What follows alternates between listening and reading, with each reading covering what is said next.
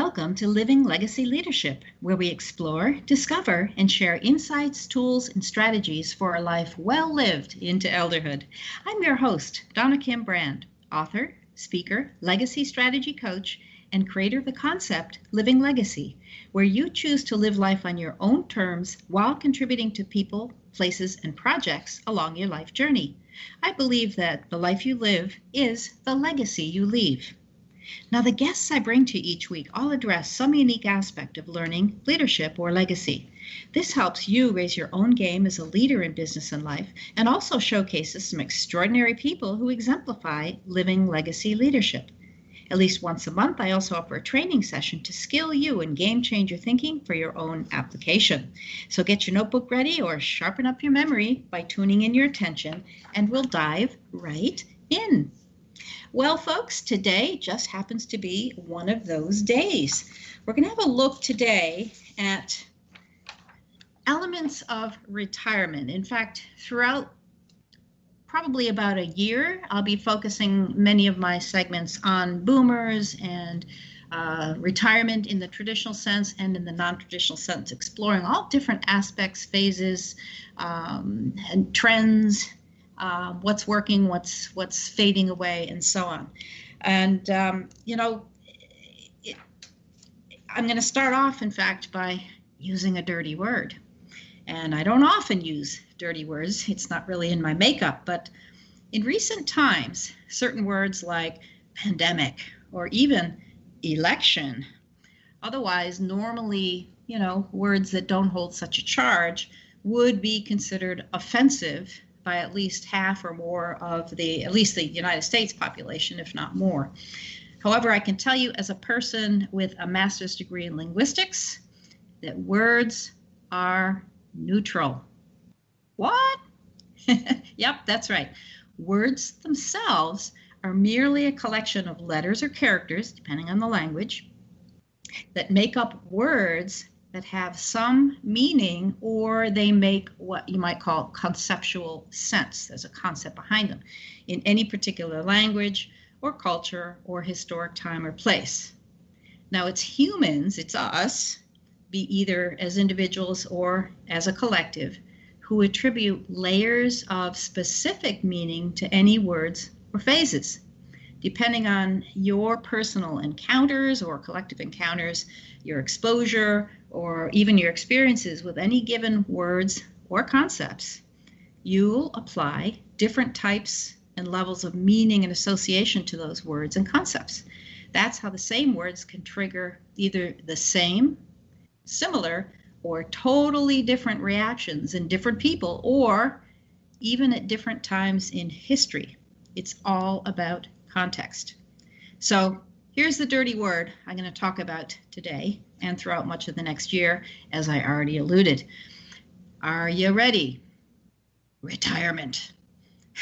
Now, depending on your age, and where you are in relation to this concept and what associations you have with it, the word may trigger profound joy. For some, it triggers relief. And for others, it's sheer panic and anxiety. So let's take a closer look today, and then spend most of our session today exploring a range of post-retirement ways you could spend your newly freed up time. It's just one teeny little slice of the possible associations we have with this word, retirement, to which many people have profound reactions to one way or the other. But let's kick off with looking at retirement as a sort of a movement, really. And that's, we can call it a movement because statistically over 10,000 boomers, people who were born after 1945 through 1965, turn 65 every day. 10,000 every day. And that's been going on already for more than a decade. So the scary statistic, if you look at certain surveys, is that 64% of survey respondents, and then presumably these were of either retirees or potential soon-to-be retired people, 64% of survey respondents had no retirement plan in place.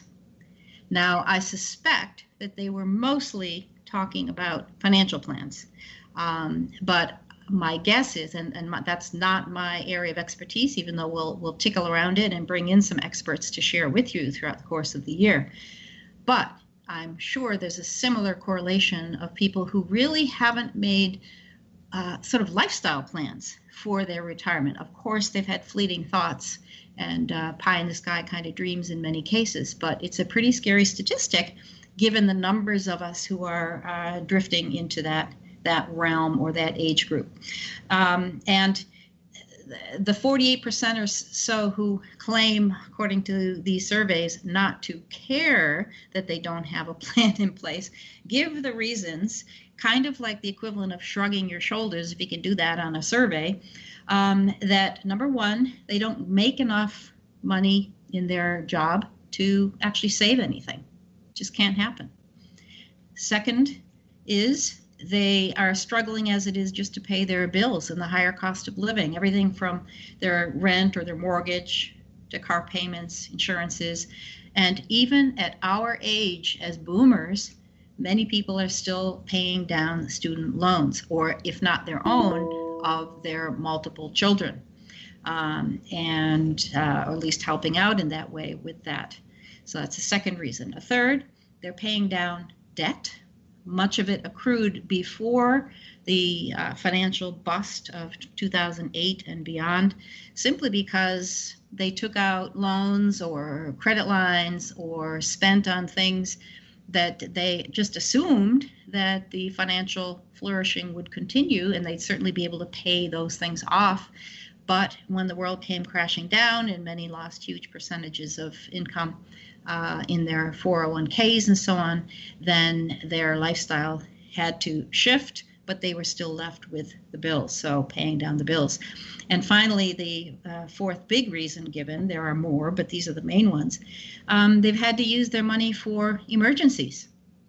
In most cases, it's a medical emergency, where the costs based on our American medical system, so-called health system, healthcare, when it's really sickness care, has shocked them with the bills they've received. Also, many people in the boomer group are what are called sandwich generation. That was me until my mom died a year ago, where you're actually taking care of kids at home who haven't yet gone off to college, or they're in college but they're dependent, and aging parents, many of whom may even not be in good health. And then, of course, there are kids in college with college fees that have gone up so high that despite scholarships and all kinds of awards, you still, as a parent, either saddle your kid with that debt or you take it on yourselves. In our case, that's what we did. So it's not a pretty picture in one sense, but it's also how you look at retirement and as a next phase of life, and what's the larger context of the situation for you.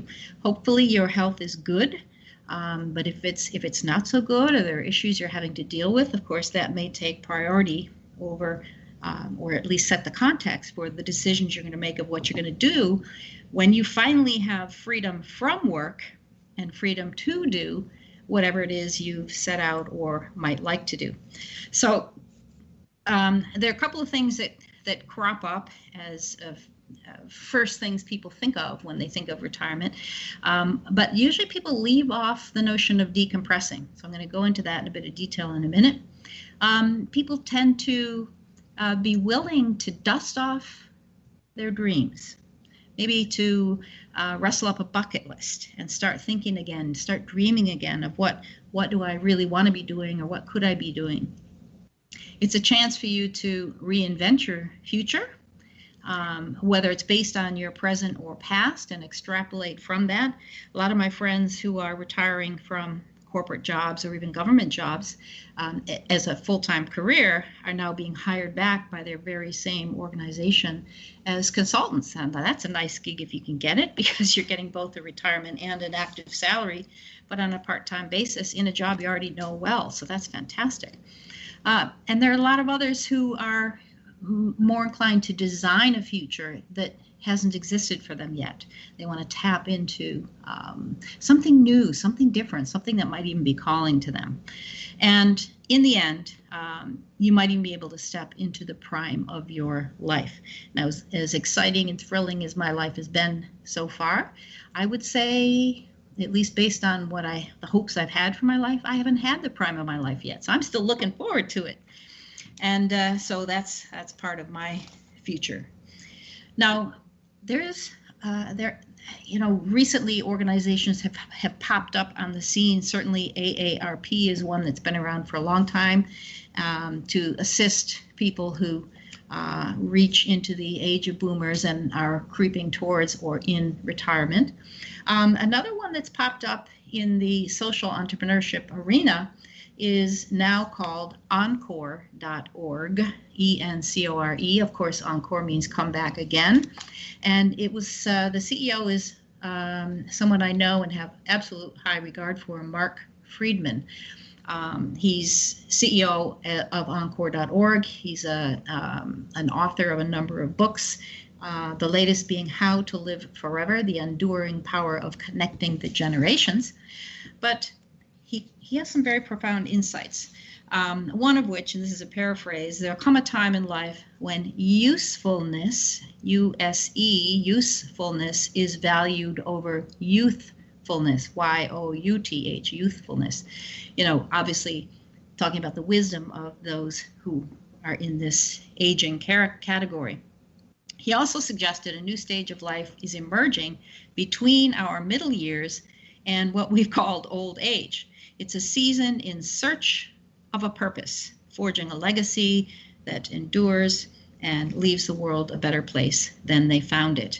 And certainly I grew up as a Girl Scout, and that was something we always sought to do, leave a place or anywhere we had been better than what we found it.